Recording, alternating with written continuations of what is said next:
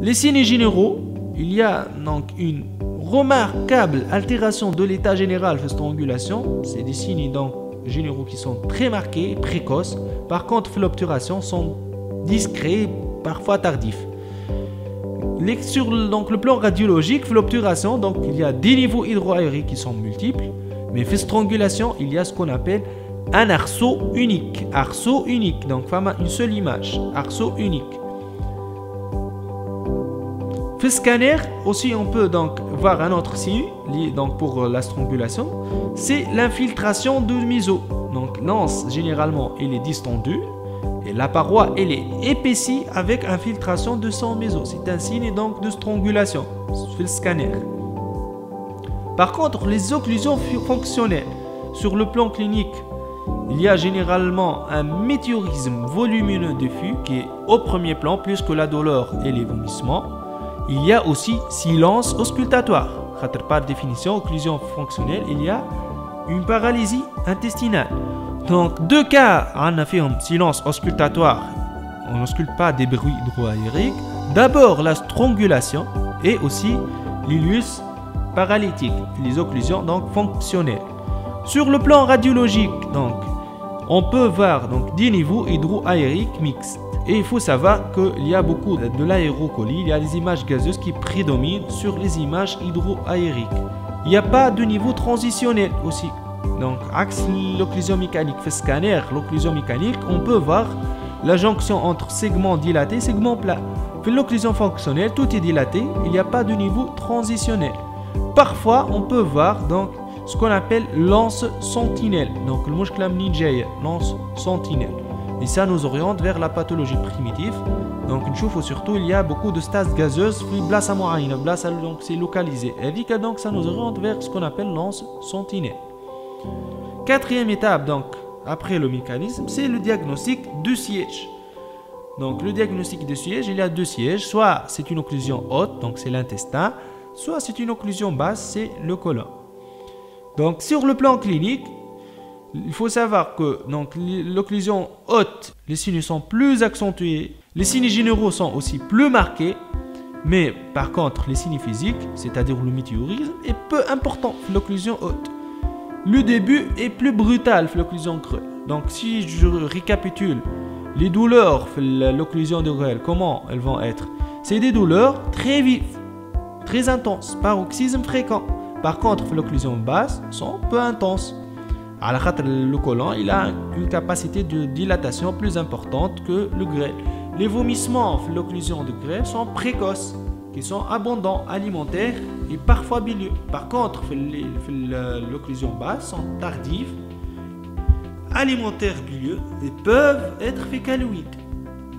Donc, l'occlusion de grêle, il n'y a pas de vomissement fécaloïde, c'est occlusion de grêle isolée. Les vomissements fécaloïdes, c'est toujours dans une occlusion du côlon. Les matières fécales, déjà, ça se forme au niveau du côlon. Donc, il y a un obstacle pour le côlon.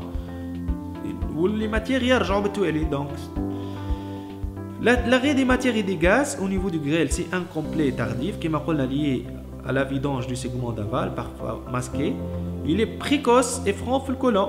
Surtout pour les occlusions donc basses, il est précoce et franc.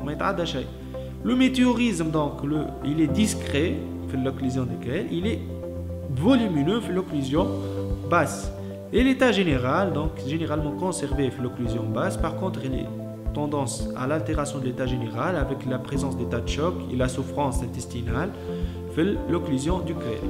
Radiologiquement, donc, on a vu les niveaux hydroaériques, plus larges que haut, petite taille, multiples centraux, en marche d'escalier, plissement complet, donc lié aux valvules connivantes.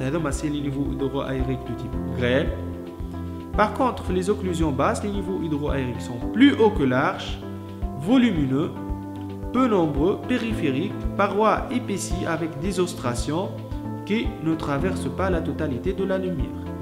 Mais il faut savoir que le meilleur examen pour apprécier donc le siège, c'est toujours le scanner. Le scanner, c'est l'examen de référence, avec injection de produits de contraste, mais pas obligatoirement avec opacification digestive. C'est pas obligatoire l'opacification. Donc, dernière étape, c'est le diagnostic étiologique. Donc, les occlusions mécaniques. Les occlusions de grêle, donc l'étiologie la plus fréquente, c'est les occlusions sur bride. La bride, ça peut donner un tableau de strangulation, parfois un tableau donc d'obturation. La bride donc peut être en post-opératoire précoce, c'est-à-dire أقل من un an en post-opératoire, ou bien tardif, parfois des dizaines d'années après. Parfois donc des dizaines d'années après, et même donc une cœlioscopie. Donc c'est la cause la plus fréquente d'occlusion intestinale aiguë, la bride. Il faut savoir donc que la bride c'est plus fréquente pour la chirurgie sous-mésocolique, plus que donc la chirurgie sus-mésocolique, surtout les chirurgies donc les appendicectomies. Donc avec c'est très important. Donc lorsque vous examinez un patient, de chercher une cicatrice abdominale. La bride peut être congénitale, donc il a un abdomen non cicatriciel, donc patient sans antécédent de chirurgie abdominale, et on trouve en péropératoire une bride. C'est la bride par exemple congénitale de l'AD. Devant tout antécédent de chirurgie abdominale, un syndrome occlusif, des niveaux hydroaériques de type grêle, l'occlusion, il faut donc surtout suspecter une occlusion du grêle sur bride. Deuxièmement, donc les occlusions du grêle, c'est les occlusions sur hernie étranglée.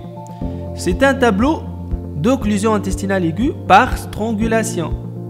Les hernies étranglées externes, le diagnostic est fait par l'examen clinique seul, pas donc de scanner.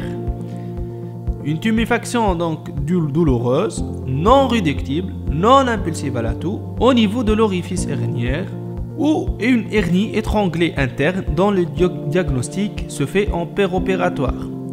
Notez bien, donc, devant une femme obèse âgée, sans antécédents chirurgicaux, avec un tableau de strangulation du grêle, il faut chercher une hernie crurale étranglée. Donc, une hernie crurale étranglée, surtout chez les femmes obèses.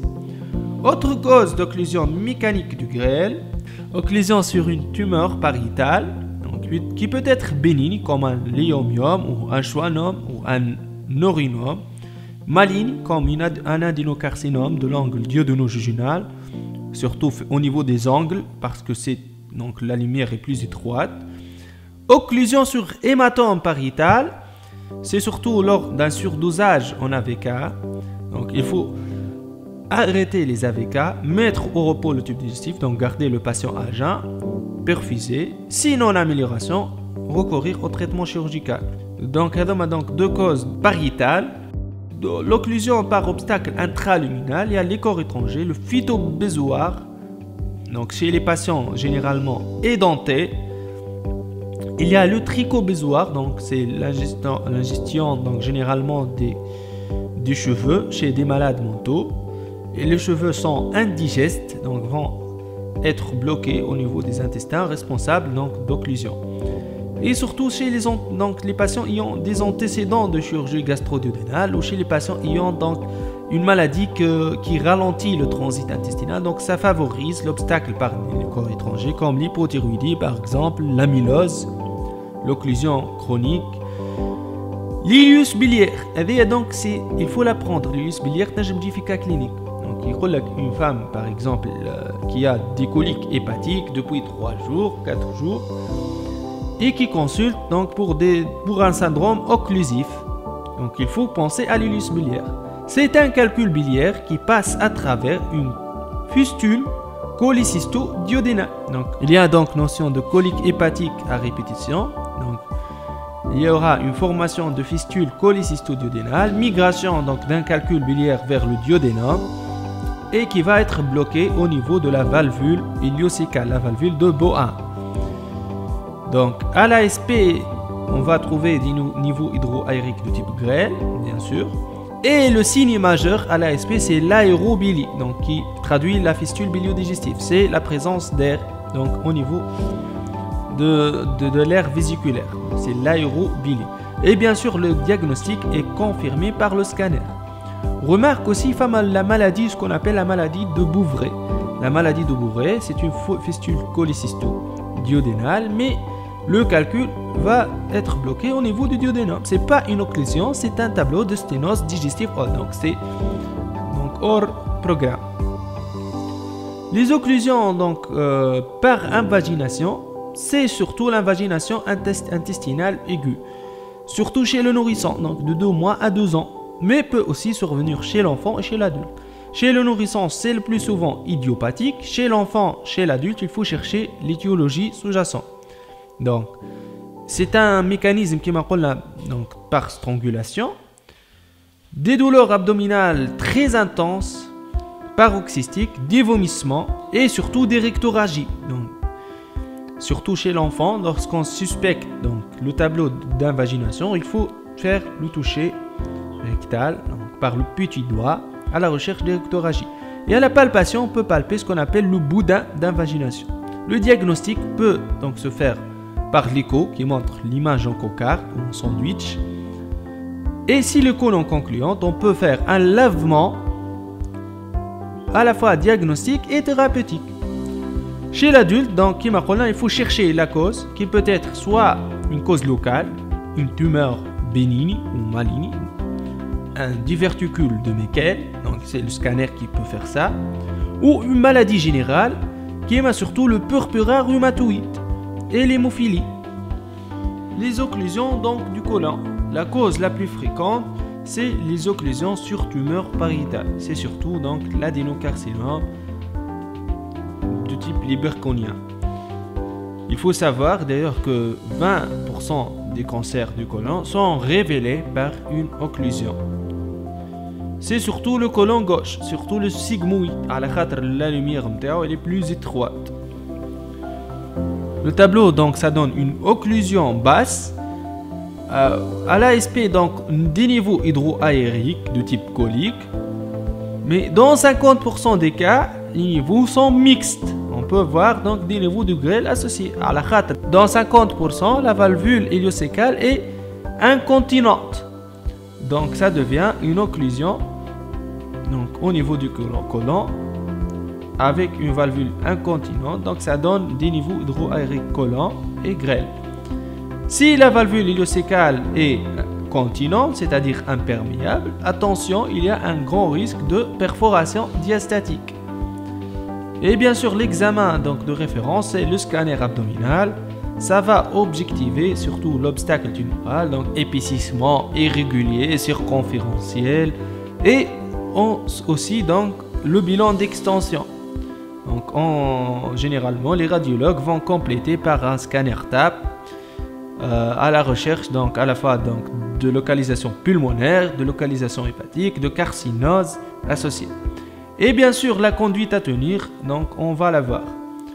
Deuxièmement, la sigmoïdite diverticulaire. Généralement, il y a un abcès, donc une inflammation ou suppuration des diverticules coliques. Il y a donc soit un obstacle, donc, soit par l'ilius réflexe.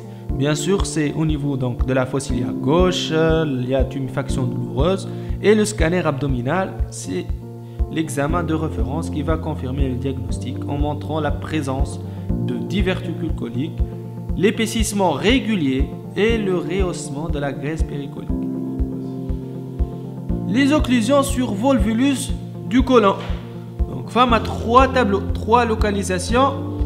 Il faut d'abord apprendre le volvulus du sigmoïde. C'est le plus fréquent, 70% des cas. C'est généralement un patient connu porteur d'un dolichosigmoïde, c'est-à-dire un sigmoïde qui est trop lent, aux antécédents de constipation chronique ou de colopathie fonctionnelle, qui consulte pour des douleurs violentes au niveau de la fosse iliaque gauche. C'est un mot-clé. Dans le cas clinique, douleur violente, de la fosse iliaque gauche, ça évoque en premier lieu un volvulus du sigmoïde. Météorisme très important, donc un abdomen très ballonné. Et qui est asymétrique, le ballonnement. Donc c'est asymétrique, c'est un mot-clé, ça oriente vers le volvulus. Un silence auscultatoire. Bien sûr, c'est un tableau de strangulation. Le volvulus, c'est bien sûr le seul cas où il y a une strangulation sur le côlon. À l'ASP, donc, image en arceau avec le double jambage. Scanner abdominopelvien, cette fois-ci, on doit la faire avec opacification. Donc, la suspicion d'un volvulus du sigmoïde, on doit faire le scanner avec opacification digestive basse. Et c'est l'examen de référence. On va trouver donc le niveau transitionnel de jonction et un signe caractéristique, le signe du tourbillon ou le signe de Werle. C'est en fait la veine qui s'enroule autour de l'artère. On peut faire le lavement aux hydrosolubles en dehors de perforation digestive. On trouve l'image caractéristique aussi en bec d'oiseau. Donc en bec d'oiseau, l'image, le lavement. Mais le scanner, on peut dire c'est un signe de bec d'oiseau le scanner. C'est la rectosigmoïdoscopie qui confirme le diagnostic, bien sûr en dehors de perforation, et qui permet la détorsion endoscopique. Lorsqu'il n'y a pas de signes d'indication chirurgicale, on fait la rectosigmoïdoscopie pour faire une dévolvulation endoscopique. Le volvulus du sécom, 20% des cas, ça donne une occlusion mixte. Une douleur abdominale centrale ou fosse iliaque droite. Kif le mot clé, ballonnement asymétrique. Et ça donne un énorme niveau hydroaérique sophrénique gauche. Donc l'occlusion le volvulus du sigmoïde, généralement le double jambage est chef à l'imi. Lance donc méché à l'imi, oblique vers donc le sophrénique droit. Par contre, le volvulus du sécom, lance méché à l'issar, niveau hydroaérique sophrénique gauche. Et kif donc c'est la couloscopie, le qui permet donc un geste thérapeutique de torsion si l'anse est viable. Et dans 10% des cas, il y a ce qu'on appelle donc le volvulus du transverse. Allez, je t'ai dit le volvulus le sigmoïde ou le sécom, le transverse, ou les autres parties. À la khatre, ces segments, le sigmoïde, le sécom et le transverse, c'est des parties qui sont mobiles. C'est les parties mobiles au niveau du côlon, fixe. Les occlusions par obstacle intraluminal. Donc typiquement c'est le fécalum chez les sujets grabataires, âgés, psychopathes. Avec allège, donc il faut faire le toucher rectal. Attention, le fécalum, donc c'est de matière fécale dure qui font donc une obstruction basse, peut parfois être révélé par un tableau de confusion mentale. Et peut bien sûr, fécalum peut donc se compliquer de perforation digestive et de péritonite stercorale. Donc il faut faire le toucher rectal. Occlusion par compression extrinsèque, c'est la carcinose péritonéale. Donc toute tumeur, donc un cancer du côlon, il y a une occlusion soit donc d'origine pariétale par le cancer lui-même, soit une compression extrinsèque par la carcinose péritonéale. La carcinose péritonéale, on rappelle les deux principales complications, c'est l'occlusion par les nodules de carcinose et l'acide aussi. Donc au scanner, on peut trouver de l'acide associé. Les tumeurs rétropéritonéales aussi, donc ça peut se compliquer d'occlusion par compression extrinsèque. Les occlusions fonctionnelles, il faut savoir qu'il y a des affections chirurgicales et aussi des affections médicales. Donc les affections chirurgicales, il y a 3 pathologies qui donnent une occlusion fébrile. Il faut les apprendre. Devant toute occlusion fébrile, il faut donc chercher, bien sûr, une appendicite mésociliaque, c'est fréquent, la sigmoïdite diverticulaire et la cholécystite aiguë. Donc ça donne un tableau d'occlusion fébrile. L'hémopéritoine, ça donne une occlusion réflexe. L'hématome rétropéritonéal. L'ischémie, bien sûr, intestinale aiguë, c'est-à-dire l'infarctus mésentérique, ça se complique vraisemblablement donc d'une occlusion fonctionnelle. Les affections médicales, il faut apprendre les 4 causes. À l'acal, j'ai une question croque. C'était 4 causes médicales d'occlusion fonctionnelle. La colique néphritique, la pancréatite aiguë, le tabès, la syphilis, c'est-à-dire le tabès, l'hyperparathyroïdie, la porphyrie, le saturnisme, l'intoxication au blanc, une retention vésicale, peut se compliquer d'occlusion réflexe, la cétoacidose diabétique et les troubles métaboliques, surtout l'hypocalémie. L'hypocalémie, ça donne une paralysie intestinale. Il y a l'occlusion fonctionnelle idiopathique, surtout ce qu'on appelle le syndrome d'Ogilvie ou pseudo-occlusion colique aiguë ou colectasie aiguë idiopathique. C'est la même pathologie. C'est une dilatation colique aiguë survenant sur un côlon sain sans obstacle. Le contexte, c'est généralement surtout la chirurgie après chirurgie orthopédique et surtout après une ventilation mécanique. Donc c'est très fréquent, la ventilation mécanique, tableau de colectasie aiguë idiopathique. Les occlusions post-opératoires précoces, c'est une situation très difficile. Il faut faire donc la part avec un retard donc simple de reprise de transit. Généralement, la frontière donc pour parler d'occlusion, c'est 5 à 6 jours post-opératoire. Donc J5, à partir de J5, le transit s'il n'est pas rétabli, on commence à craindre l'occlusion. Bien sûr, dans ce cas, il ne faut pas hésiter à demander un scanner. 3 étiologies donc du niveau hydroaérique mixte, question d'examen. Soit une occlusion basse avec une valvule incontinente, qui va faire le cas du cancer du sigmoïde par exemple. La valvule, 50% des cas incontinents, donc on peut voir les niveaux hydroaériques. Occlusion fonctionnelle, niveau hydroaérique mixte.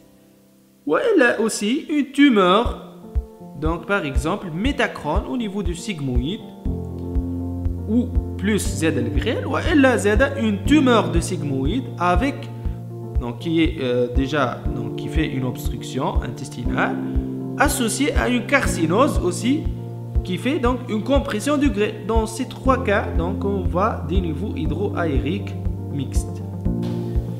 La prise en charge thérapeutique. D'abord donc il faut bien sûr réanimer le patient, lutter contre les conséquences locales et générales de l'occlusion. Lever l'obstacle, rétablir le transit intestinal. Si on ne lève pas l'obstacle, il y a le risque de perforation. Et traiter la cause, sinon le risque de récidive si on ne traite pas la cause. D'abord, il faut toujours hospitaliser. Donc l'occlusion, c'est une urgence. Il faut hospitaliser le patient. Le volet médical, donc c'est une urgence médico-chirurgicale. Il ne faut pas oublier le traitement médical, la réanimation. Et surtout la sonde nasogastrique. C'est l'élément physiopathologique majeur, c'est la dilatation intestinale. Il faut lutter contre la dilatation par la sonde en aspiration, nasogastrique en aspiration. Il faut perfuser le patient, corriger les troubles hydroélectrolytiques, acido-basiques, Z, liés surtout au 3e secteur. Mettre donc les mesures de surveillance du patient, les constantes hémodynamiques, la diurèse si le patient est en état de choc hypovolémique. Jamais d'antalgique et d'anti-inflammatoire. Et donc, les chirurgiens, on ne donne pas d'antalgique anti-inflammatoire. Ça peut donc fausser donc, la surveillance du patient. La sonde gastrique, donc les intérêts MTA, ça permet d'abord de quantifier le 3e secteur, d'éviter donc les vomissements, source donc de perte électrolytique. Surtout donc, ça permet bien sûr de réduire la distension.